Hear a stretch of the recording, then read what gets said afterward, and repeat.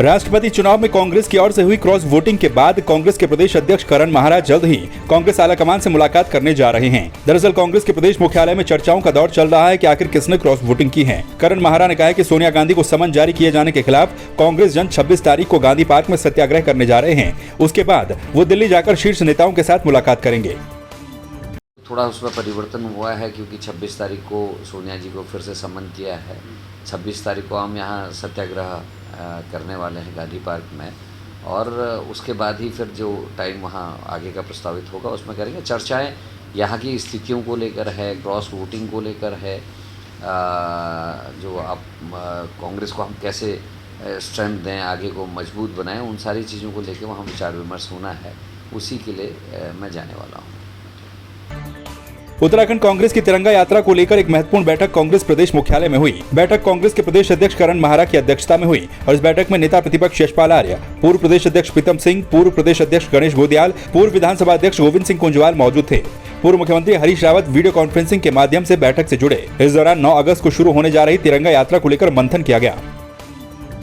हमारी जो 75वीं वर्षगांठ मनाई जा रही है, उसके लिए जो 9 अगस्त से क्रांति दिवस से 15 अगस्त तक हमारी यात्राएं हैं जिले भर में, और उनका जो समापन है वो भव्य रूप से जिला जो हमारा मुख्यालय है वहाँ होनी है। उसको लेकर चर्चा हुई, कौन लोग प्रभारी रहेंगे, कौन लोग क्या कार्यक्रम करेंगे, किस तरीके के हमको प्रचार सामग्री की आवश्यकता है, किस तरीके से हम कोऑर्डिनेशन टीम बनाएंगे और वो यात्रा का स्वरूप क्या रहेगा, उसी पे ये चर्चा थी। तो उसी के लिए आज हम लोगों की मीटिंग थी, जिसमें माननीय हरीश रावत जी जूम के माध्यम से सम्मिलित हुए, यशपाल आर्य जी leader of opposition, Pritam Singh ji और गणेश गोदियाल जी इस पूरी मीटिंग में सम्मिलित रहे।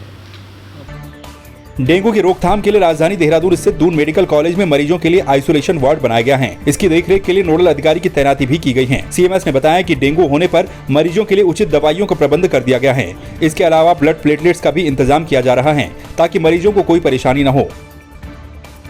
डेंगू को लेकर हमारे अस्पताल में एक तो ये तैयारी है कि हम पहले से हमारे वहाँ भर्ती रहे हैं मरीज, हमें अनुभव है, तो हमने एक तो उनके लिए आइसोलेशन वार्ड बना दिया है जो कि एज पर नॉर्म्स होना चाहिए, जिसमें मच्छरदानी है, एंटी मॉस्किटो जो सिस्टम होते हैं, तो हमने एक आइसोलेशन डेंगू वार्ड बना दिया है। दूसरा, हमने एक नोडल ऑफिसर जो उन कामों को देखेंगे, सुपरवाइज करेंगे, वो हमने बना दिए हैं।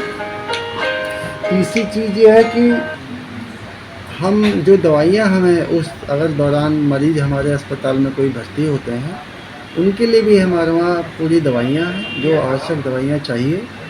और ब्लड बैंक से अगर हमें कोई ज़रूरत पड़े प्लेटलेट ट्रांसफ्यूजन की, तो वो भी हमारे वहाँ उपलब्ध है।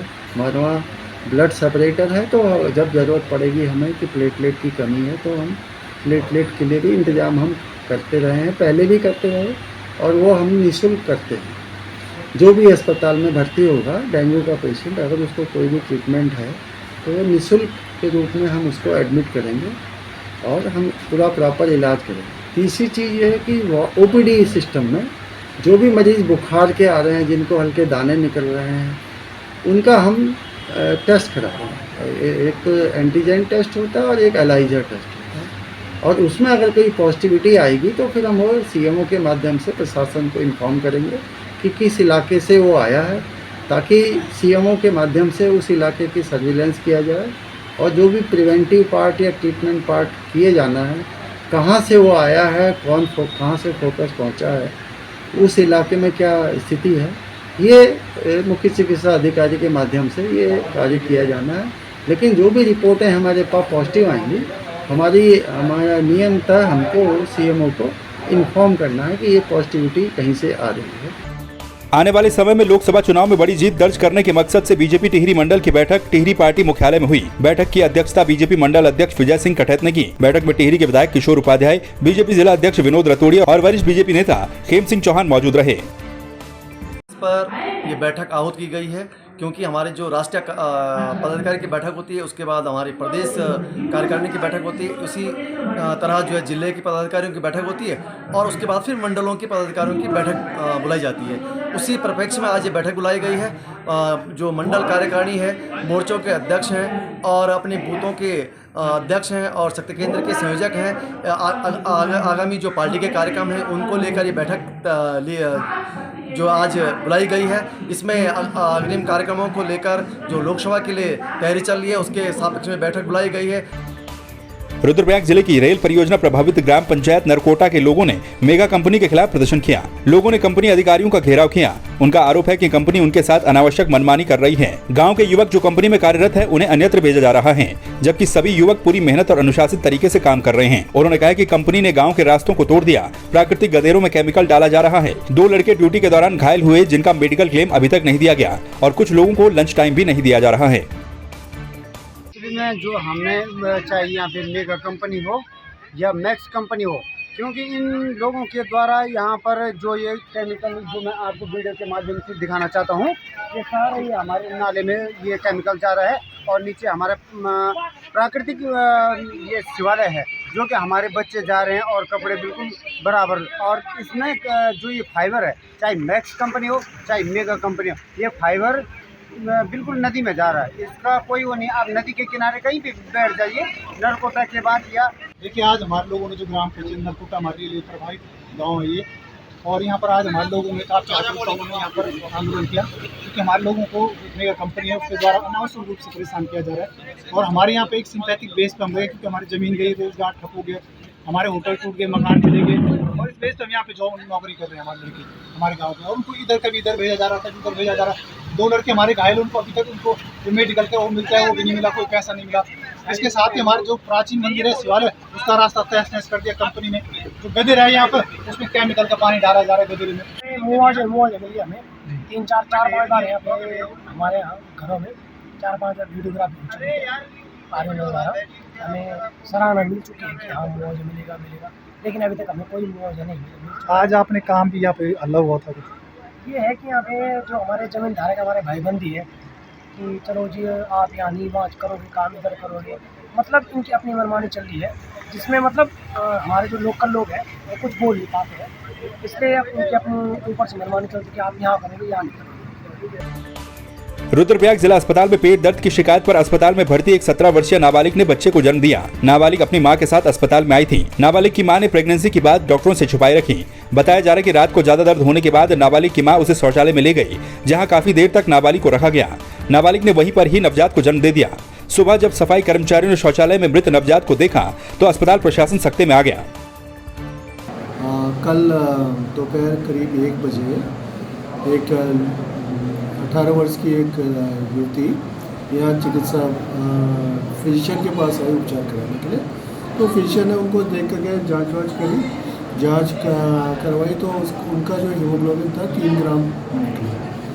तो 3 ग्राम निकला तो उस समय जो हमारे ब्लड बैंक के अधिकारी थे तो उनको ए पॉजिटिव की जो है खून की ज़रूरत थी।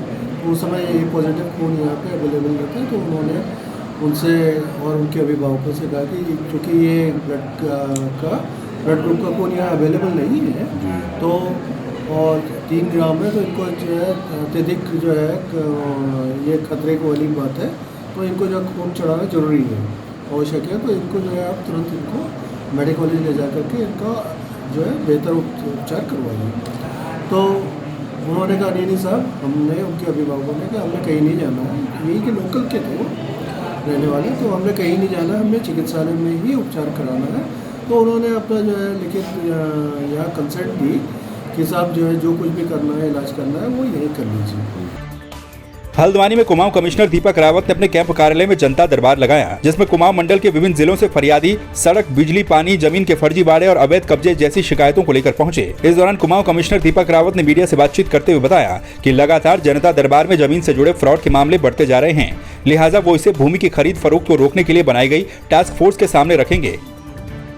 देखिए, आज जनता मिलन में 2-3 मामले ऐसे आए जहाँ पे कि जो ज़मीन है वो जो विक्रेता है उसने पहले एक आदमी को बेची और फिर उसी दिन दूसरे को भी बेच दी। जिससे कि जो पहला वाला ट्रांजैक्शन था, दूसरा वाला ट्रांजैक्शन था, उसमें एक पार्टी ने कब्ज़ा ले लिया। दूसरा वाला जब पहुंचा उसने कहा साहब ये तो मेरी थी, तो उसको लेके झगड़ा भी हो गया और ये एक फ्रॉड भी है। तो ऐसे मामले अब मेरे पास 9-10 से ऊपर जमा हो गए हैं। तो इसमें इन सबको मैं लैंड फ्रॉड कमेटी के सामने, इसमें जो मेंबर्स होते हैं उनको भी बुला के इसको रखेंगे, और जो ऐसे लोग हैं जो इस तरीके से फ्रॉड कर रहे हैं ज़मीनों का, उनके विरुद्ध भी FIR दर्ज की जाएगी। और जनता मिलन में आज 2 और गंभीर मसले आए थे। एक तो चोरगलिया में जो भूकटाव हो गया काफ़ी जगहों पे, वहाँ पे वायर क्रेट्स लगने हैं, फ्लड प्रोटेक्शन के काम्स होने हैं। और एक गौलापार में आजकल काफ़ी ज़्यादा जो एक्टिविटी है वो स्नैक्स की बढ़ी है, और सांप काफ़ी दिख भी रहे हैं और स्नैक बाइट के केसेस भी बढ़ रहे हैं। तो इसमें एक तो मैंने सभी हॉस्पिटल से कहा है कि सभी के पास एंटीवेनम उपलब्ध हो। आपके माध्यम से भी पब्लिक को पता चल जाए कि सुशीला तिवारी इसके लिए सेफेस्ट जगह है।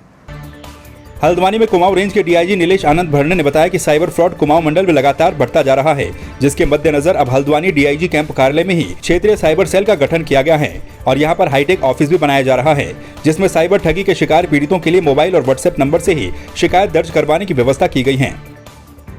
कुमाऊं मंडल में अभी परिक्षेत्रीय स्तरीय साइबर सेल का गठन किया गया है, जिसमें 1 इंस्पेक्टर, 1 सब इंस्पेक्टर और 4 कांस्टेबल रखे गए हैं जो साइबर के काम में तज्ञ है।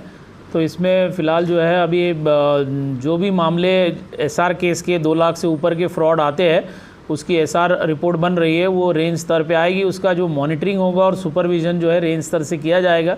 इसके अलावा अगर किसी के साथ साइबर फ्रॉड होता तो वो सीधे अपनी कंप्लेंट भी रेंज स्तर पे दे सकते हैं। हमने जो है वो हेल्पलाइन नंबर भी जारी किया हुआ है, तो अपनी अगर शिकायत हो तो डायरेक्ट कॉल करके व्हाट्सएप के माध्यम से भी अपनी शिकायत जो है परिक्षेत्रीय स्तरीय जो साइबर सेल का गठन किया गया है उसमें व्हाट्सएप नंबर पे भेज सकते हैं। तो जो कुल मिला के जितना भी जनपद स्तरीय जो साइबर सेल गठन हुआ है उनके ऊपर मॉनिटरिंग का काम जो है परिक्षेत्रीय साइबर सेल करेगा। उसके अलावा जो अनावरण होने, खुलासे होने, जो टीमों रेड के लिए जो है बाहर या अन्य राज्यों में जाना पड़ता है, तो जो कोऑर्डिनेशन का काम है परिक्षेत्रीय स्तर जो है साइबर सेल करेगा। इसमें जो है जो साइबर फ्रॉड के जो मामले बढ़ रहे हैं तो इस पे एक जो है चेक लगाया जाएगा और एक अच्छी कार्रवाई जो है साइबर सेल जो है इसके माध्यम से होगी। कुमाऊं में न्याय पाने के लिए थाना चौकी के चक्कर काट रहे लोगों के लिए अब डीआईजी का कैंप कार्यालय उम्मीदों का जरिया बनता जा रहा है। डीआईजी कैंप कार्यालय में महीने के हर शनिवार को जनता दरबार लगाया जा रहा है, जिसमें बड़ी संख्या में फरियादी विभिन्न शिकायतों को लेकर पहुंच रहे हैं। ये हर शनिवार को जो है मेरे द्वारा जो है यहाँ हल्द्वानी कैंप कार्यालय में जो है कुमाऊं रेंज स्तरीय जो है यहाँ जनता दरबार लगाया जाता है। तो मेरे पास लगभग सभी ज़िलों से जो है आज पिथौरागढ़ के 2 ग्रुप आए थे फिरियादी, जो वहाँ कुछ नौकरी का झांसा और जो बड़े लेवल पे जो फ्रॉड हो रहा उसकी शिकायत लेकर आए थे। और भी ज़मीन के कुछ मामले थे, डमुआ डोंगा से कुछ लोग आए थे SC कैटेगरी के, जिनकी ज़मीन कब्जाने को बाहरी व्यक्ति आके जो है वो प्रलोभन देकर उनकी ज़मीन, तो कई ऐसे संवेदनशील मामले जो है जनता दरबार में मेरे सामने आए हैं। तो ये जनता का अच्छा इसमें रिस्पांस है। हर शनिवार को जो है जनता दिन भर मैं यहाँ स्वयं बैठता हूँ, तो इसमें अच्छा एक वो मिल रहा है इसका रिस्पांस। पिथौरागढ़ और बागेश्वर जिले की अंतिम सीमा पर स्थित बनकोट कस्बे में राजकीय एलोपैथी चिकित्सालय बिना डॉक्टरों के चल रहा है। लंबे समय से स्थानीय लोगों की चिकित्सालय की मांग थी, लेकिन चिकित्सालय सिर्फ एक फार्मासिस्ट के भरोसे चल रहा है। बनकोट क्षेत्र की 20,000 की जनता बिना चिकित्सक के परेशान हो रही है। स्थानीय लोगों ने सीएम पोर्टल पर कई बार इसकी शिकायत दर्ज करवाई, लेकिन उसके बावजूद भी डॉक्टरों की नियुक्ति नहीं होने से ग्रामीण परेशान हैं। बनकोट एलोपैथिक अस्पताल में पिछले माह सरकार द्वारा बॉन्डधारी डॉक्टरों की नियुक्ति की गई थी एवं CM हेल्पलाइन के माध्यम से भी डॉक्टर की तैनाती बनकोट एलोपैथिक अस्पताल में दी गई थी। मगर 1 माह बीतने के बावजूद स्वास्थ्य विभाग के अधिकारियों द्वारा अभी तक बनकोट एलोपैथिक अस्पताल में डॉक्टर की तैनाती न देना दुर्भाग्यपूर्ण है। सरकार से अपील है एवं स्वास्थ्य विभाग से अपील है कि जल्द से जल्द एलोपैथिक अस्पताल में स्थायी डॉक्टर देने की कृपा करें, जिससे कि सीमांत 15 से 20,000 की आबादी वाला क्षेत्र बनकोट स्वास्थ्य सुविधाओं से लाभान्वित हो सके।